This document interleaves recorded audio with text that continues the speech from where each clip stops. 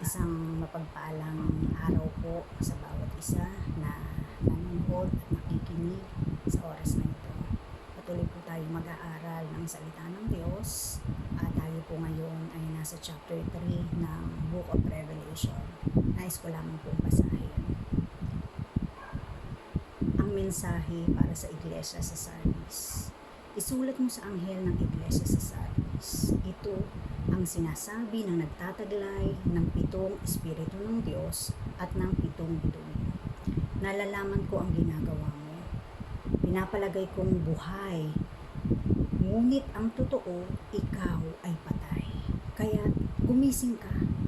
Pag-alabin mo ang mga katangiang nalalabi pa sa iyong buhay upang hindi ito tuluyang mamatay.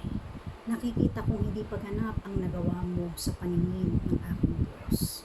Kaya nga, alalahanin mo ang bagay na iyong tinanggap at narinig. Isagawa mo ang mga iyon, pagsisihan mo talikuran ang iyong kasamaan. Kung hindi ka gigising, pupunta ako dyan na gaya ng isang magnanakaw at hindi mo malalaman ang oras ng aking pagdating. Ngunit may ilan sa inyo dyan sa Sardis na nag-iingat na mapanatiling malinis ang kanilang damit. Kaya't kasabay ko silang maglalakad na nakasuot ng puti sapagkat sila'y karapat-dapat.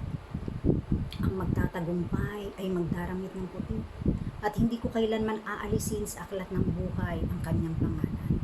Kikilalanin ko siya sa harap ng aking Ama at ng kanyang mga anghel. Ang lahat ng may pandinig ay makinig sa sinasabi ng Espiritu sa mga iglesia. Ang mensahe para sa iglesia sa Philadelphia. Isulat mo sa anghel ng iglesia sa Philadelphia. Ito ang sinasabi ng banal at mapagkakatiwalaan.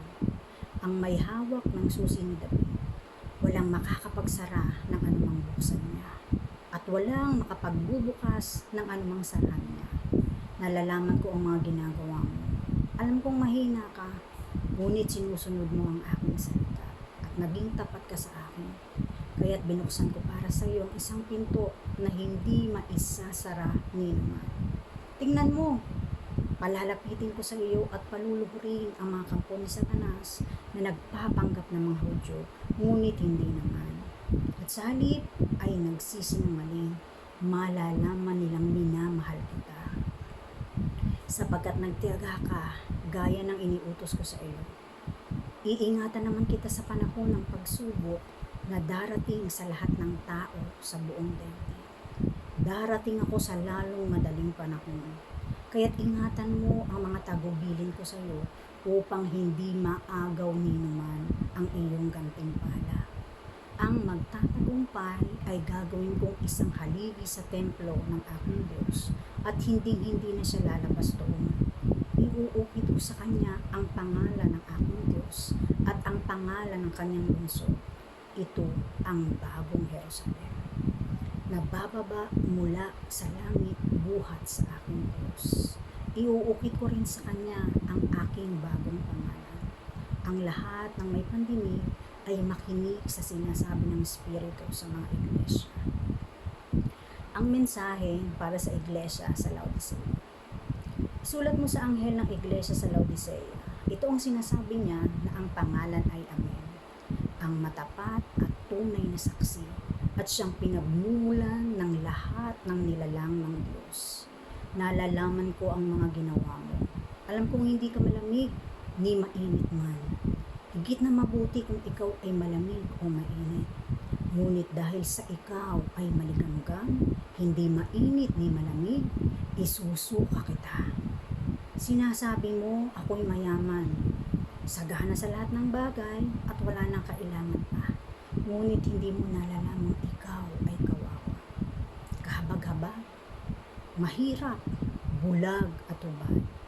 Kaya nga pinapayo kong bumili ka sa akin ng purong ginto upang ikaw ay maging tunay na mayaman. Bumili ka rin sa akin ng puting damit upang matakpan ang nakakahiya mong kahubaran at ng gamot na ipapahid sa iyong mata upang ikaw ay makakita. Sinasaway ko't pinapalo ang lahat ng aking minamahal. Kaya't maging masigasig ka. Pagsisihan mo't palikuran ang iyong mga kasalanan. nakatayo ako at kumakatok sa pintuan. Kung di rin gininuman ang aking tinig at bubuksan ng pinto, papasok ako sa kanyang tahanan at kakain kaming magkasalo. Ang magtatagumpay ay uupong katabi ko sa aking trono. Tulad ko na nagtagumpay at nakaupo ngayon katabi ng aking ama sa kanyang trono. Ang lahat ng may pandinig ay makinig sa sinasabi ng Espiritu sa mga iglesia. Pagpalain po ng Diyos ang pagkakabasa at ang pag-aaral natin ng kanyang buhay at kapangyarihang salita. Sa oras na ito ay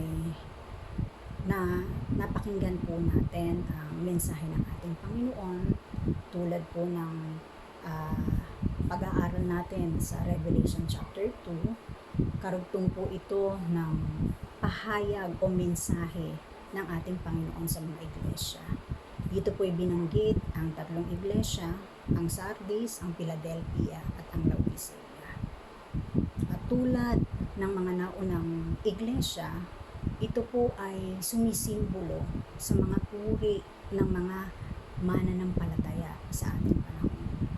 Makikita po natin ang nais ipahayag ng ating Panginoon.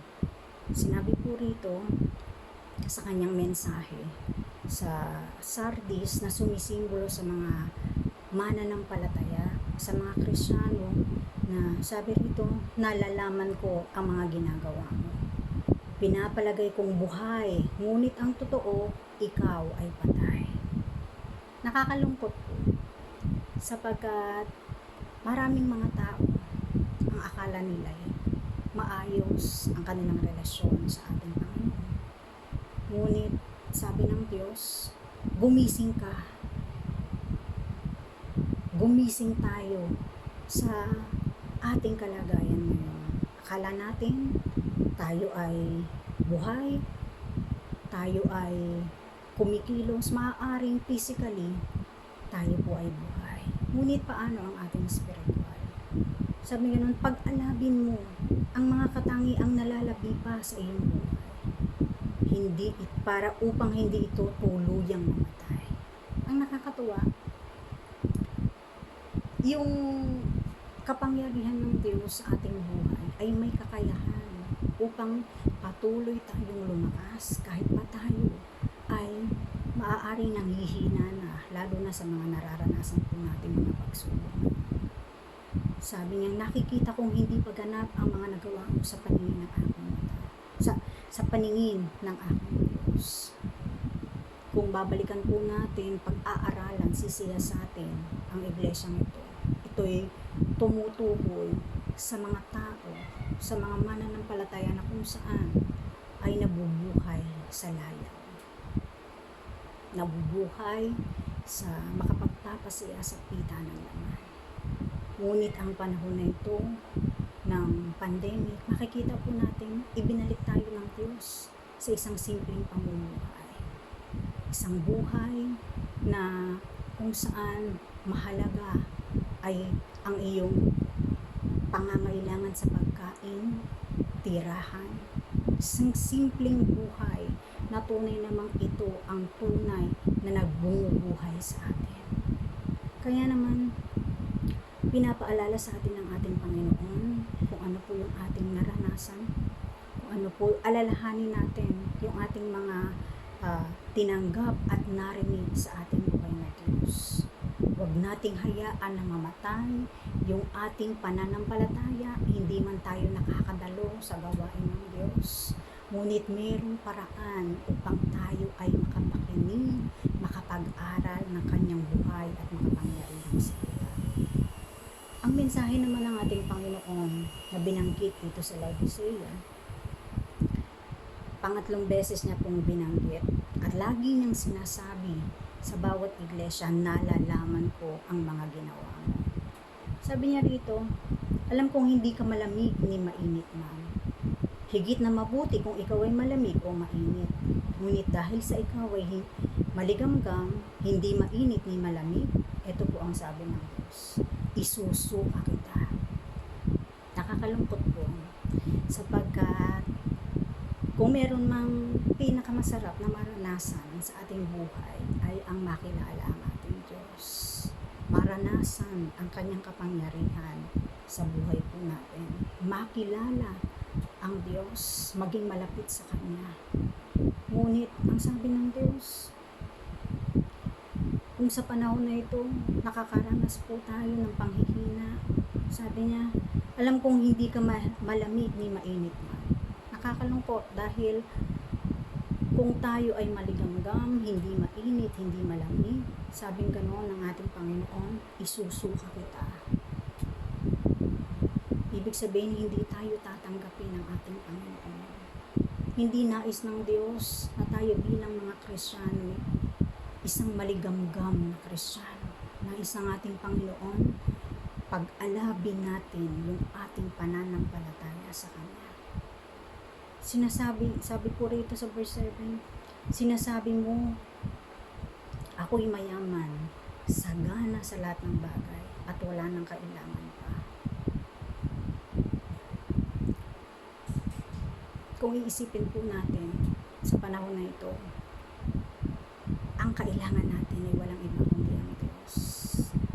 Mayaman man tayo at nasa atin ang ating pangangailangan, ngunit higit na mahalaga ang kalapitan ng ating buhay na Diyos.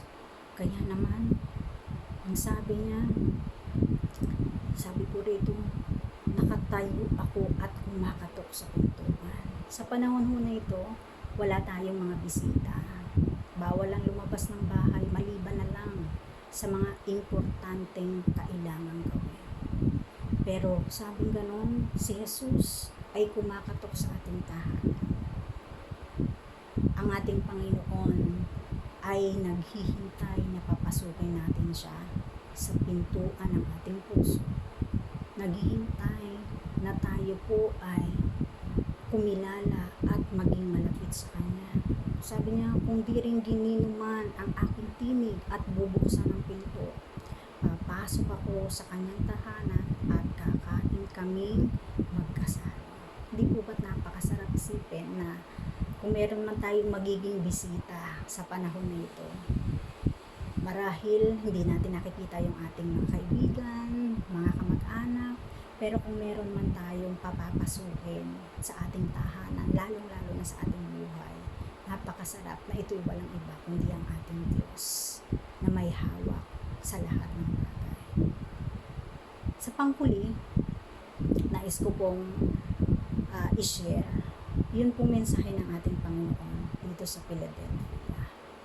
Kung doon sa dalawang iglesia ay meron pong mga sinasabi ang ating Diyos una sa mga mananampalataya. Ito po ang sabi sa mensahe niya sa Philadelphia. Ito ang sinasabi ng banal na papagkakatiwalaan. Walang makapagsasara ng anumang buksan niya at walang makapagbubukas ng anumang sarahan niya. Marahil tayo po ngayon ay nakakaranas ng lockdown. Sabi ko nga, hindi pwedeng lumabas. Pero ang pintuan ng langit kahit kailan na hindi nagsasara. At ang sabi ng Diyos, walang makapagsasara ng anumang buksan niya. Kung bukas ang langit, wala pong makapagsasara nito. Kahit tayo nasa panahon ng lockdown, hindi kailanman nagsasara ang langit, ang pintuan ng langit. At siya ang ating doorkeeper. Siya po ang may hawak ng susi. Siya ang magbubukas. Sabi rito, walang makapagsasara ng anumang buksan niya at walang makapagbubukas ng anumang sarahan niya. Nakakatuwa ang pangako ng ating Panginoon. Sabi ganon, alam kong mahina ka. Sa panahon mo na ito, maraming nanghihina ang kanilang pananampalataya. Walang trabaho, walang gawain.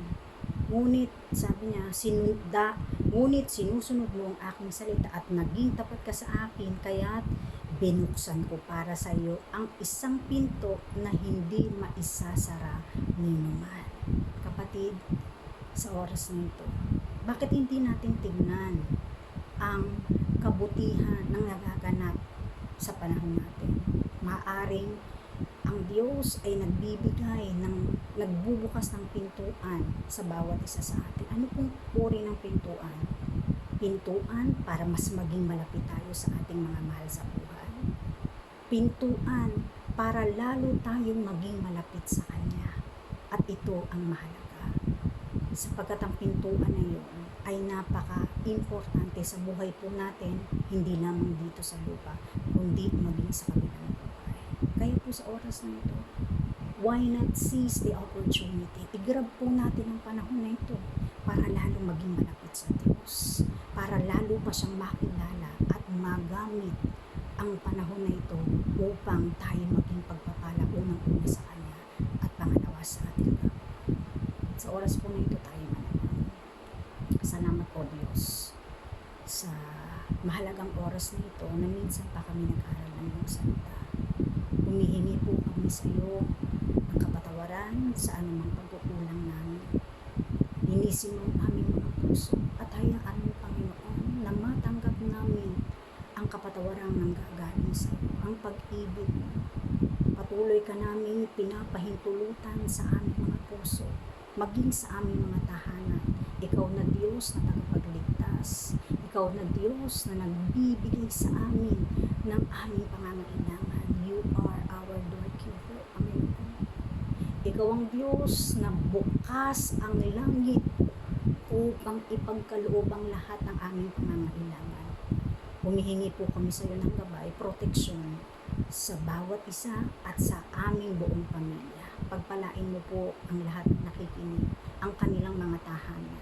Pagpalain mo rin ang kanilang mga mahal sa buhay, ang mga kapatiran o Diyos na nagtitiwala sa iyo. Ang pangako mo, Panginoon, ilalayo mo kami sa nakaambang mga pagsubok sa darating na panahon.